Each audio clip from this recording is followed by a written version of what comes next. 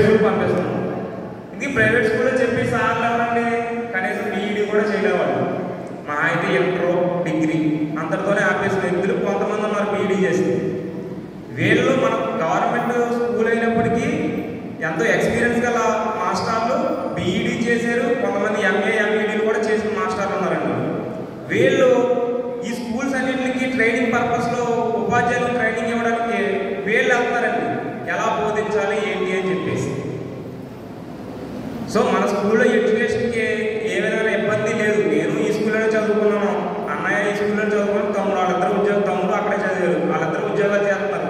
నేను ఎంసీఏ చేశాను, ఇక్కడ గవర్నమెంట్ స్కూల్లోనే చదివాము. ప్రతి కాలేజీ గవర్నమెంట్ కాలేజీలోనే చదివాము. ఫస్ట్ మార్కులే వచ్చినాయి. దీంట్లో ఏంటంటే మనం చదువుకోవడంలో ఉంటుంది. వాళ్ళు చెప్పడం అందరికీ 60 మందికి ఒకలానే చెప్తారు బోర్డు మీద. అందులో 10 మంది క్వశ్చన్ వస్తారు, 20 మంది పాస్ అవుతారు, కొంతమంది ఫెయిల్ అవుతారు. అంటే కొంత లోపం మనలో ఉంది.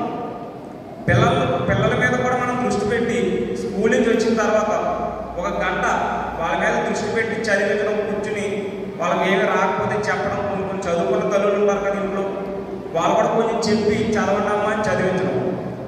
ఇందులో ఏంటంటే ఇప్పుడు మనం ఫస్ట్గా చూసుకునేది మార్కులు ఏమి వస్తున్నాయి పిల్లోడికి. ప్రైవేట్ స్కూల్లో అయితే 80 వచ్చేస్తున్నాయి, మన స్కూల్లో 50 అవుతున్నాయి. ఎందుకలా ప్రైవేట్ స్కూల్లో ఏం చేస్తున్నారంటేనండి, కూర్చోబెట్టి రోజు 3-4 గంటలు చదివించేస్తారు, పట్టించేస్తారు. పిల్లోడికి విషయ జ్ఞానం ఉందా, నాలెడ్జ్ ఉందా లేదా అన్నది పక్కన అనవసరం. పరీక్షలో ప్రశ్న రాయగలరా లేదా, ఆ ప్రశ్నలు ఇచ్చేసి పట్టించేస్తున్నారో చదివి రాసేస్తున్నారు. మన స్కూల్లో స్టడీ అవర్స్ లేదు. హెడ్ మాస్టర్ గారితో మాట్లాడాను, సార్ ఇది పరిస్థితి, మనం ప్రైవేట్ స్కూల్తో పోటీ పడాలి, వాళ్ళతో కంపీట్ చేయాలి. మనం ఎంతమంది ఉన్నామో వాళ్ళతో కంపీట్ చేసి మనం తెచ్చుకోవాలంటే ఏం చేయాలి సార్ అని అడిగి మాట్లాడు. మీరు చెప్పండి సార్ అన్న. సార్ మీరు చెప్తున్నారని సబ్జెక్ట్ బాగానే ఉంది, మార్నింగ్ చెప్తారు, ఈవినింగ్ ఇంటికి పంపించేస్తారు, రేపు మర్చిపోతారు. అలా కాకుండా ఈవినింగ్ సెషన్లో 2 నుంచి 3 గంటలు ఒక్కొక్క అడ్వైజర్ వేసి క్లాస్కి వచ్చేసి క్లాస్ టీచర్ని వాళ్ళ సమక్షంలో వీళ్ళు చదివించాలి. మీరు ఏ రోజు చెప్పిన పాఠాలు ఆ రోజు చదివించాలి. వాళ్ళతో చదివించి వాళ్ళు నేర్పించగలిగితే ఒకసారి స్కూలు సిలబస్ అంతా పూర్తి అయిపోతుంది నవంబర్ డిసెంబర్ ఆ టైంకి. మళ్ళీ జనవరి నుంచి రెండోసారి మార్నింగ్ సెషన్ చెప్తూ ఈవినింగ్ చదివించాలి. వాళ్ళు మార్కులు ఎన్ని వస్తున్నాయనేది కాదు, అసలు ఇచ్చిన పిల్లోడు ఇంగ్లీష్లో, తెలుగులో, హిందీలో అవన్నీ చదవగలుగుతున్నాడా లేదా, ముందు బేసిక్స్ నేర్పించండి. బేసిక్స్ ఉంటే ఆటోమేటిక్గా చదువు అదే వస్తుంది. ఏబిసిడీలో పదాలు చదవడం ఇవన్నీ నేర్చుకుంటే ఆటోమేటిక్గా చదువు దానికి అదే వస్తుంది. ఇంట్రెస్ట్ చూపిస్తే లేదు, ఇంట్రెస్ట్ చూపించకుండా గారడీగా తిరుగుతాను, వ్యసనాలకు అలవాటు పడతానంటే వాళ్ళతో నష్టం. దానికి ఎవరేం చేయలేరు. వీళ్ళు చెప్పాల్సింది చెప్తారండి, చెప్పిలా చూసుకుని బాధ్యత మాది. గ్రామ పెద్దలుగా మేము వెళ్ళి అందరం తీసుకుంటున్నాం, స్వచ్ఛందంగా మా డబ్బులు ఖర్చు పెట్టుకుని, అవసరమైతే మాస్టర్లు కూడా డబ్బులు ఖర్చు పెట్టుకుని పని చేస్తున్నారు. అక్కడ అన్ని వెసులుబాట్లు మీకు ఉన్నాయి. దయచేసి ఎక్కడో దూరం పనులు నూపన్నట్టుగా బేవరం 30-40 వేలు కట్టి షెడ్యూల్లో పడేసి కంటే 1 కిలోమీటర్ దూరం ఉంది రోడ్డు కూడా వేసి ఏం చేస్తున్నాం. ఆ కిలోమీటర్ దూరం పంపితే చక్కగా చదువుకుంటారు, 1/4 గంటలో 10 నిమిషాలు ఇంటికి వచ్చేస్తారు, సాయంత్రం చదువుకుంటారు. స్టడీకి అయితే ఏ విధంగా ఇబ్బంది లేదు. ఏ ఇబ్బంది కలిగినా మేము చూస్తూ కూరుకునే పని లేదు. మిడ్ డే మీల్స్ ఉన్నాయి కదా, మధ్యాహ్న భోజన పథకంలో అక్కడ వంటల్లో చాలా బాగా చేయలేదని పిల్లల నుంచి ఫిర్యాదులు అందినాయి మాకు. సీక్రెట్గా నేను కనుక్కున్నాను, బాగాలేదని చెప్పి వాళ్ళకి చెప్పాను. బాగా చేయమని చెప్తున్నామండి, దగ్గర నుంచి చూస్తున్నాం. చేస్తారా, సరిగ్గా చేసి పెడతారు. ప్రభుత్వం ఇచ్చినవన్నీ వేసి అందులో వండితే సరిగ్గా పెడతారు. లేదు తీసేయండి, వేరే వాళ్ళు పెట్టి చేయను, మంచిగా చేయను. ఇంటి దగ్గర ఎలా అయితే పిల్లడికి ఇస్తున్నామో అలాగే అక్కడ పోషకాహారం అందాలి. ఇక్కడి నుంచి బాక్స్ పట్టుకెళ్ళాలా, అక్కడ ఏదో పెడతారంటే అక్కడ పంపుతున్నాం. ఆ నీళ్ళ చారు ఉత్తానం పెడితే అక్కడ పిల్లడు చదువుకోలేడు. ఖచ్చితంగా ప్రభుత్వం ఏదైతే అందిస్తున్నాయో అన్నీ అందులో వేయాలి. కూర పెట్టాలి, రాగి జావ చక్కగా ఇవ్వాలి, గుడ్డు ఇవ్వాలి, డైలీ చికెన్ కూర పెడుతున్నారు, బంగాళదుంప కూర అన్నీ ఉండాలని చెప్పి వాళ్ళకి చెప్తున్నాం. వాళ్ళు ఏంటంటే పని చేసుకునే వాళ్ళు ఎంతో కొంత కక్కుర్తి పడుకొని పక్కన పెట్టి పట్టుకుపోతున్నాం. అలా జరగడానికి వీళ్ళేదని వార్నింగ్ ఇచ్చి మిడ్ డే మీల్స్ ఇంటికాడైతే ఎలా ఉంటుందో అంతకన్నా బాగా భోజనం పెట్టాలి. లేని పక్షంలో మిమ్మల్ని తీసేస్తామని చెప్పడం జరిగింది. చేస్తారా, మంచిగా చేస్తారా, అది వాళ్ళని తప్పించేసి స్వచ్ఛంద సంస్థకు అప్పించేస్తాం. వాళ్ళు చక్కగా తెచ్చి భోజనం పెట్టేస్తాం. కాబట్టి మన స్కూల్లో అయితే విద్యకి ఇబ్బంది లేదు. ఇక్కడే సెంటర్, పరీక్ష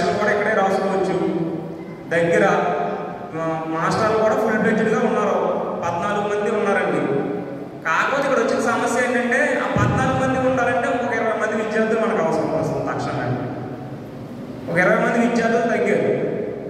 సరే వాళ్ళు ఏం చేస్తామంటే ఇక్కడి నుంచి గవర్నమెంట్ స్కూల్కి వెళ్ళి వాళ్ళు ఎవరైనా ఉన్నారేమో అని ఆరా తీసి వాళ్ళు ఇక్కడ చేర్పించమని మిమ్మల్ని అభ్యర్థిస్తారు.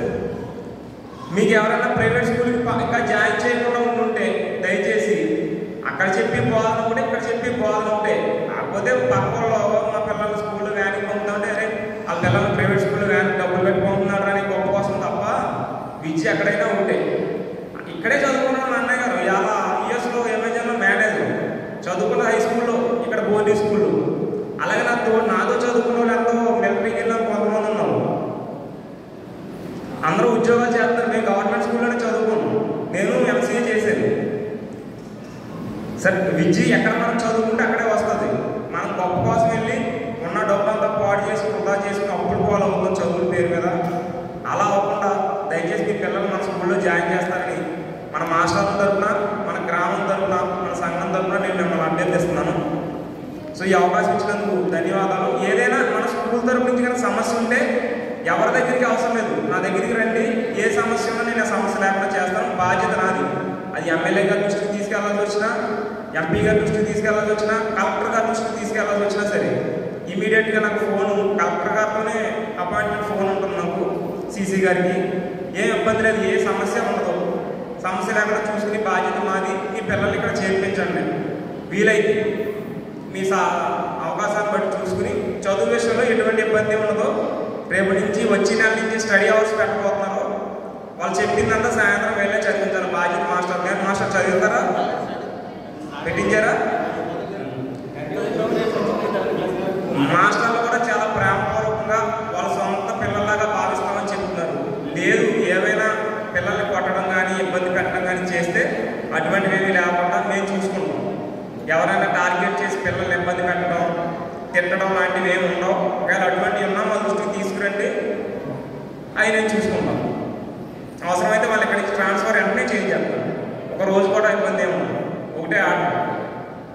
నేను మాస్టర్ మీకే చెప్తానండి, మనం టీచర్స్ కూడా చెప్పండి వాళ్ళతో ఎంత ప్రేమపూర్వకంగా ఉండి చదివితే అంత. ఈ అవకాశం ఇచ్చినందుకు ధన్యవాదాలు తెలియజేసుకుంటూ సెలవు తీసుకుంటాం. మరి ప్రేమరాజు గారు మా పాఠశాలలో తెలుగు ఉపాధ్యాయులు.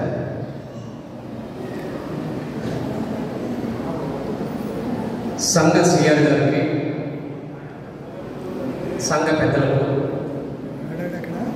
సంఘ సభ్యులకు అందరికీ కూడా హృదయపూర్వక నమస్కారం తెలియజేస్తున్నానండి. పిల్లలందరూ కూడా ఆశిస్తున్నారు. మా ఇంగ్లీష్ మాస్టర్ శ్రీనివాస్ గారు చెప్పారు, అలాగే